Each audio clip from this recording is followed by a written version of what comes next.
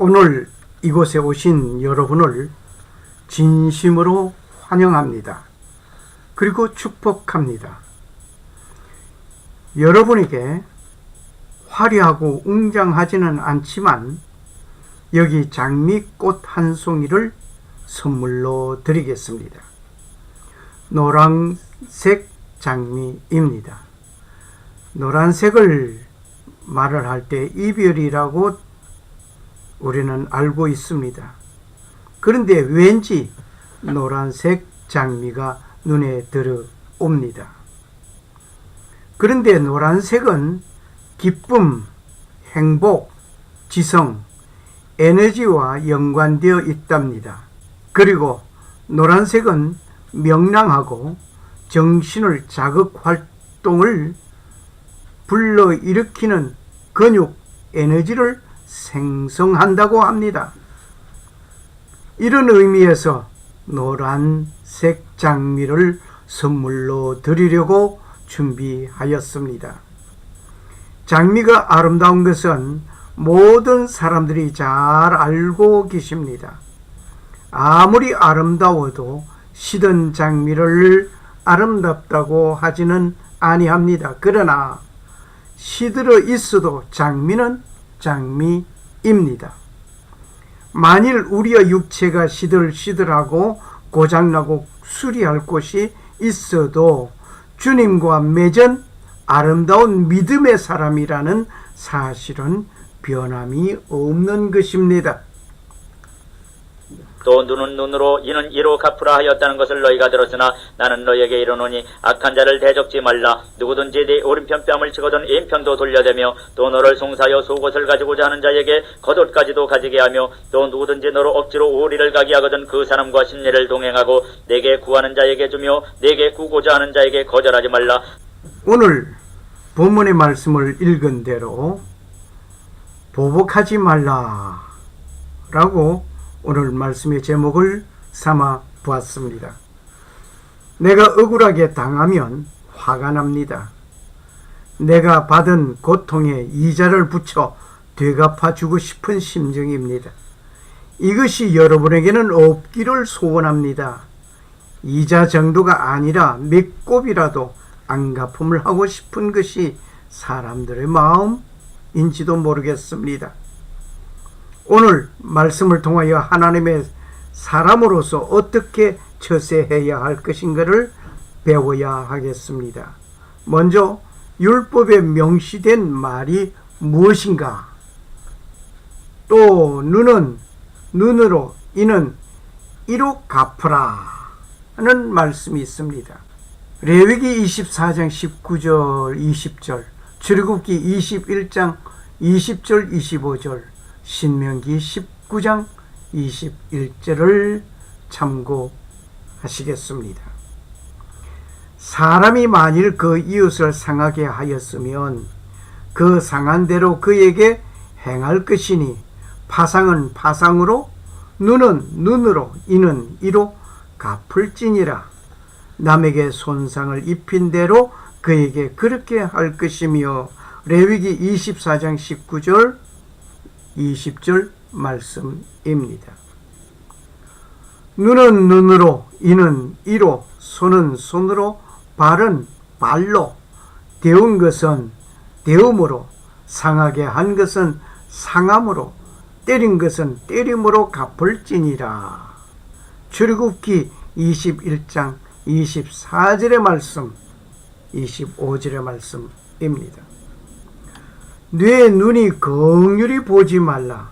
생명은 생명으로, 눈은 눈으로, 이는 이로, 손은 손으로, 발은 발로니라. 신명기 19장 21절 말씀입니다.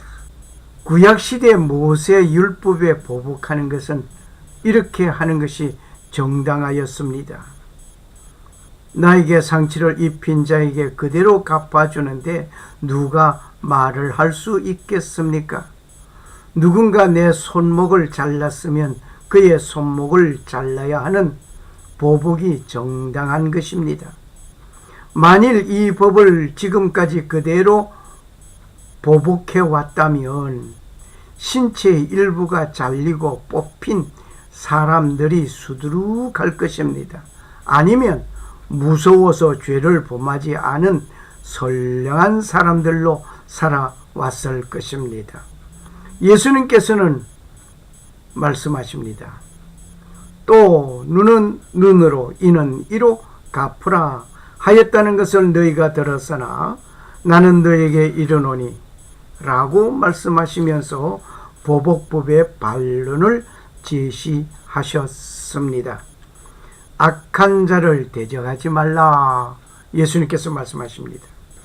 나에게 해를 입힌 자에게 되갚아주는 행동으로 행동한 그 결과 아버지가 당한 것을 아들이나 딸이 손을 내밀고 행동하게 된다면 그 받은 쪽에서 반기를 또 들게 될 것입니다. 이 악순환이 멈추지 않고 계속하여 진행될 것입니다. 안갚음의 연속은 대를 이어가면서 진행될 것이 분명합니다.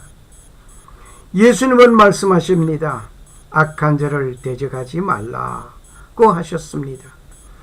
악한 자를 악한 그대로 두어둘 것입니다. 네 오른편 뺨을 치거든 왼편도 돌려대라. 상대편의 오른편 뺨을 때리려고 하면 왼손잡이가 치든지 아니면 오른손등으로 칠 때 가능할 것입니다. 모든 사람이 왼손잡이가 아닙니다. 보편적으로 오른손잡이입니다. 손등으로 때리는 일도 극히 드문 일입니다. 정상적으로 오른편 뺨을 치려면 사람이 등 뒤에서 때릴 때입니다. 그렇게 맞은 사람이 되돌아 서면 다시 때릴 때에 왼편 뺨이 됩니다. 이 모습을 좀 다른 각도로 생각해 봅시다. 등 뒤에서 비굴하게 나를 향하여 중상모략할 때 정면으로 마주서서 그 모략을 반박 없이 공격당하는 것을 의미해 볼 수 있습니다. 그리고 속옷을 가지고자 하는 자에게 겉옷까지 주라고 했습니다. 예수님께서 너희를 송사하여 속옷을 가지고자 하면 속옷만 줄 것이 아니라 겉옷까지 가지게 하라고 하십니다. 이 말씀에 좀 지나친 것으로 생각이 들면서 반론을 할 수 있겠습니다. 하지만 예수님께서는 그렇게 말씀하시면은 큰 의미가 있습니다. 어떤 사람은 기독교를 비난하면서 말을 하기를 너희들이 속옷 달라고 하는데 겉옷까지 벗어주는 일을 행하느냐? 이렇게 반론하며 이렇게 책을 잡으며 이렇게 말을 걸어오고 있습니다. 그런데 예수님께서 하신 말씀이 그냥 속옷을 달라고 할 때 겉옷 주라가 아니라 송사하는 자, 재판관에 가서 저 사람 속옷을 달라고 할 때 겉옷까지 줘라. 이 말을 문자 그대로 우리가 보고 해석한다면 문제가 많이 일어나고 있습니다. 알맹이를 달라고 하면 포장 껍질까지 주어야 합니다. 알맹이는 껍질이 같이 있어야 알맹이는 상하지 아니합니다.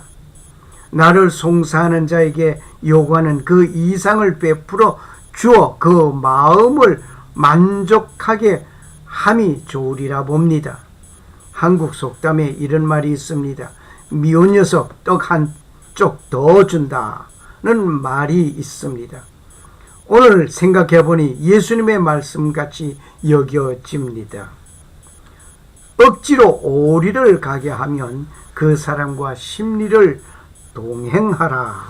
내가 싫어하는 사람과 길을 같이 간다는 것은 말도 안 된다라고 말을 할 것입니다.